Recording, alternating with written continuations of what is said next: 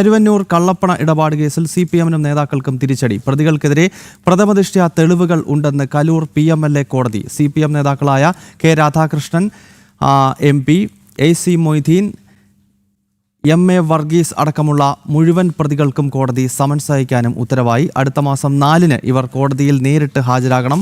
ജിജീഷ് കരുണാകരനാണ് ചേരുന്നത്. ജിജീഷ്, ഈ കരുവന്നൂർ കേസുമായി ബന്ധപ്പെട്ട് ഇപ്പോൾ കോടതി വളരെ നിർണായകമായ ഒരു ഉത്തരവ് പറഞ്ഞിരിക്കുകയാണ്. CPM-ന്റെ പല പ്രമുഖ നേതാക്കൾക്കും തലവേദനയാകുന്നതാണല്ലോ കോടതിയുടെ ഇന്നത്തെ നിർദ്ദേശം.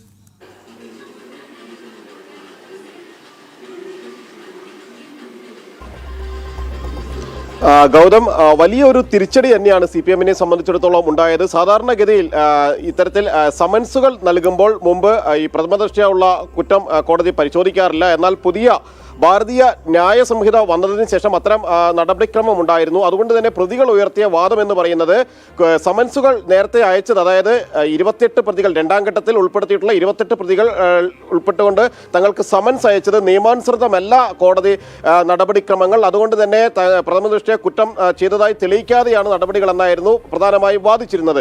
എന്നാൽ ആ ഒരു നടപടികൾ ക്രമം കൂടി പൂർത്തിയാക്കിയാണ് ഇപ്പോൾ വീണ്ടും സമൻസ് അയക്കാൻ കോടതി ഉത്തരവിട്ടിരിക്കുന്നത്. അതനുസരിച്ച് അടുത്ത മാസം 4-ാം തീയതി ഈ പ്രതികളെല്ലാം തന്നെ കലൂർ PMLA കോടതിയിൽ ഹാജരാകണം.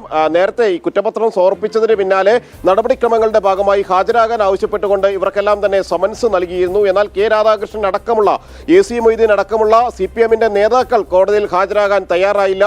മറ്റു പ്രതികൾ മാത്രമായിരുന്നു ഈ ഒരു കോടതിയിൽ ഹാജരായി ജാമ്യമെടുത്തത്. ഈ ഒരു പശ്ചാത്തലത്തിൽ ഇതിനെ എൻഫോഴ്സ്മെന്റ് ഡയറക്ടറേറ്റ് ശക്തമായി തന്നെ എതിർക്കുകയും ചോദ്യം ചെയ്യുകയും ചെയ്തു. കോടതിയിൽ കോടതി നടപടികളെ പോലും വെല്ലുവിളിക്കുന്നതാണ് ഈ പ്രതികളുടെ CPM നേതാക്കളായ കരുവന്നൂർ സഹകരണ ബാങ്ക് തട്ടിപ്പിലെ ഏറ്റവും പ്രധാനപ്പെട്ട വലിയ കോളിളക്കമുണ്ടാക്കിയ സാമ്പത്തിക തട്ടിപ്പ് കേസിലെ പ്രതികളെ സംബന്ധിച്ചിടത്തോളം, എൻഫോഴ്സ്മെന്റ് ഡയറക്ടറേറ്റ് കേസിലെ പ്രതികളെ സംബന്ധിച്ചിടത്തോളം അവർ നിയമവ്യവസ്ഥയെ പോലും വെല്ലുവിളിക്കുന്നു എന്ന ഒരു കാര്യം കൂടി ED ചൂണ്ടിക്കാണിക്കുകയും ചെയ്തു. തുടർന്നാണ് വീണ്ടും കോടതി ഇവർക്ക് സമൻസ് അയക്കുന്നതിന് മുമ്പായി നിലവിൽ നൽകിയിട്ടുള്ള കുറ്റപത്രം അടക്കമുള്ള കാര്യങ്ങൾ വിശദമായി തന്നെ പരിശോധിച്ചത്. അതിന്റെ അടിസ്ഥാനത്തിലാണ് കോടതി ഇപ്പോൾ വ്യക്തമാക്കിയിരിക്കുന്നത് പ്രഥമ ദൃഷ്ട്യാ കുറ്റം നിലനിൽക്കുമെന്ന കാര്യം ചൂണ്ടിക്കാണിക്കുകയും ചെയ്തത്. യാതൊരു പങ്കാളിത്തവുമില്ല ഈ കേസിൽ തങ്ങൾക്ക് എന്ന് വാദിച്ചുകൊണ്ടിരുന്ന CPM-നെ സംബന്ധിച്ചിടത്തോളം ആണെങ്കിലും CPM-ന്റെ നേതാക്കൾ, മുൻ സ്പീക്കർ അടക്കമുള്ള ചുമതലകൾ വഹിച്ചിട്ടുള്ള മുൻ നിലവിലെ MP കൂടിയായ കെ രാധാകൃഷ്ണനാണെങ്കിലും മുൻ മന്ത്രി AC മൊയ്തീൻ ആണെങ്കിലും എല്ലാം തന്നെ MM വർഗീസ് CPM-ന്റെ തൃശൂർ ജില്ലയുടെ മുൻ സെക്രട്ടറി ആയിരുന്നു. അത്തരത്തിൽ പ്രധാനപ്പെട്ട നേതാക്കൾ, അവർക്കെല്ലാം തന്നെ തിരിച്ചടിയായിക്കൊണ്ടുള്ള ഒരു ഉത്തരവ് തന്നെയാണ്, അല്ലെങ്കിൽ അതുമായി ബന്ധപ്പെട്ട നിർദ്ദേശം തന്നെയാണ് കോടതിയുടെ ഭാഗത്തു നിന്ന് ഉണ്ടായിരിക്കുന്നത്. പ്രഥമദൃഷ്ട്യാ ഇവരെല്ലാവരും തന്നെ കുറ്റം ചെയ്തിട്ടുണ്ട് എന്ന് ബോധ്യപ്പെട്ടതിന്റെ അടിസ്ഥാനത്തിൽ വീണ്ടും സമൻസ് അയക്കുന്നു. അതുപ്രകാരം നേരിട്ട് തന്നെ കോടതിയിൽ ഹാജരാകണമെന്ന നിർദ്ദേശം ഒരിക്കൽ കൂടി കോടതി നൽകിയിരിക്കുകയാണ്. നേരത്തെ ഈ കേസുമായി ബന്ധപ്പെട്ടുകൊണ്ട് നിരവധി തവണ CPM-ന്റെ പ്രധാനപ്പെട്ട നേതാക്കൾ പലരും ചോദ്യമുനയിലേക്ക് എത്തിയിരുന്നു. നിരവധി തവണ AC മൊയ്തീനെ കൊച്ചിയിലെ എൻഫോഴ്സ്മെന്റ് ഡയറക്ടറേറ്റിന്റെ ഓഫീസിൽ വിളിച്ചു വരുത്തി ചോദ്യം ചെയ്തു. കെ രാധാകൃഷ്ണനും ചോദ്യം ചെയ്യലിന് വിധേയനായിരുന്നു. അങ്ങനെ നിരവധി നേതാക്കളെ ചോദ്യം ചെയ്തുകൊണ്ട് തന്നെയായിരുന്നു അന്വേഷണം മുന്നോട്ട് കൊണ്ടുപോയത്. ഇതുമായി ബന്ധപ്പെട്ട് സാമ്പത്തിക തട്ടിപ്പുകൾ നടന്നത് കൃത്യമായി തന്നെ ഈ നേതാക്കൾക്ക് അറിവുണ്ടായിരുന്നു എന്ന കാര്യം എൻഫോഴ്സ്മെന്റ് ഡയറക്ടറേറ്റിന്റെ കുറ്റപത്രത്തിൽ വ്യക്തമാക്കുന്നുണ്ട്. മാത്രമല്ല, തങ്ങൾക്ക് വേണ്ടപ്പെട്ട ആളുകൾക്ക് ലോണുകൾ അനധികൃതമായി അനുവദിക്കുന്നതിനുള്ള ഇടപെടലുകൾ പല നേതാക്കളുടെ ഭാഗത്തു നിന്നും ഉണ്ടായിട്ടുണ്ട്. പ്രത്യേകിച്ച് CPM-ന്റെ ജില്ലാ സെക്രട്ടറി ആയിരുന്ന MM വർഗീസിന്റെ ഭാഗത്തു നിന്നും ഉണ്ടായിട്ടുണ്ട്. കെ രാധാകൃഷ്ണൻ നേരത്തെ CPM തൃശൂർ ജില്ലയുടെ സെക്രട്ടറി സ്ഥാനം വഹിച്ചിരുന്ന ആളാണ്. ഒരു ഇടക്കാലത്തേക്ക് അദ്ദേഹം തൃശൂർ ജില്ലാ സെക്രട്ടറി എന്ന ചുമതലയിൽ വഹിച്ചിരുന്നു.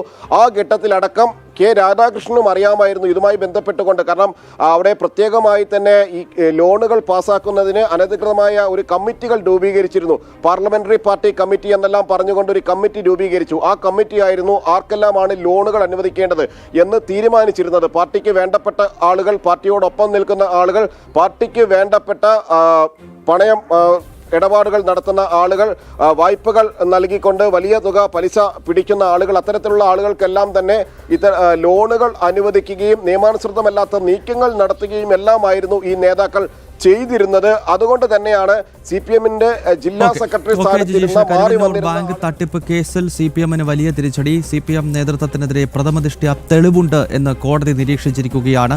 CPM-നെ സംബന്ധിച്ചിടത്തോളം വലിയ ക്ഷീണമാണ് ഈ കോടതിയുടെ ഇന്നത്തെ വിധി പ്രസ്താവന കാര്യത്തിൽ സംശയമില്ല. ജിജീഷ് കരുണാകരനാണ് വിശദാംശങ്ങൾ നൽകിയത്.